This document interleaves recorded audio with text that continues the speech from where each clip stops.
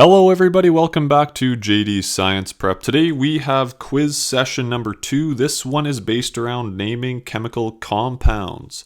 So we have 6 examples going on right here. We have NaOH, N2O5, C2H6, H3PO4, CuSO4, and HiO3. So you can pause the video, go over them, and I will start reviewing them right now. So right off the bat here, we have NaOH, and I see it's going to be a ionic compound. We have the cation sodium right here, and we have the anion in hydroxide right here in OH. So therefore, because it's ionic, I will just name my cation first in sodium, and finally my anion second in hydroxide. So therefore, NaOH is going to be named sodium hydroxide. Number 2, we have N2O5, and when I look at this, I see that we have a nonmetal in nitrogen and another nonmetal in oxygen. So because of that, it looks like we are going to have a molecular compound, and that is when we are going to use our prefixes before each part of our name.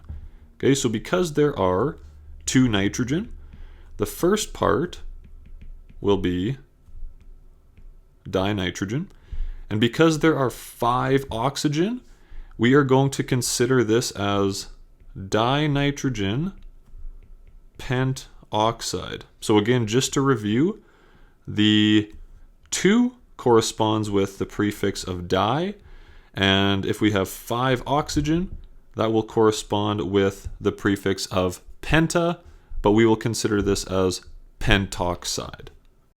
Next one we have is C2H6, and when I look at this, I see that we have a number of carbon bonded with a number of hydrogen, so we have some type of organic compound, and it follows our formula for alkanes, which is CxH2x plus 2. So what I'm going to do is I'm going to look at how many carbon there are, and there are 2, which means this will have the prefix of eth, and because it follows our alkane formula, our suffix, it will be ane. So our name for C2H6 is going to be ethane. Here we have H3PO4, and I notice that it's going to have a hydrogen at the beginning, which gives me a hint that this is going to be a acid. Okay, so based on that, I will look at the anion paired with H+, and it is PO4 with a 3 negative charge, which has the name of phosphate.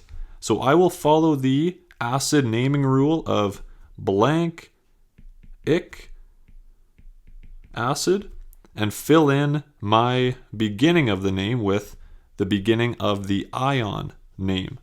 So because of that, as a result, I get the name phosphoric acid. Phosphoric acid, H3PO4. Next up, we have CuSO4, and I look at this and think we are back to the ionic compounds because we have copper as our cation and SO4 as our anion.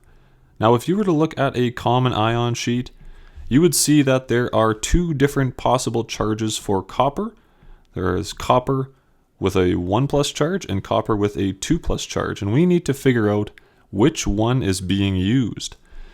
So if we have copper plus with SO4 2 negative and copper 2+ with SO4 2 negative, with the 1+ charge we would get a product of Cu2SO4, but with the 2+ charge we would get CuSO4 because the 2+ is cancelled out with the 2 negative. So therefore, we used copper 2+, so our name for this is going to be copper with the Roman numeral 2 sulfate.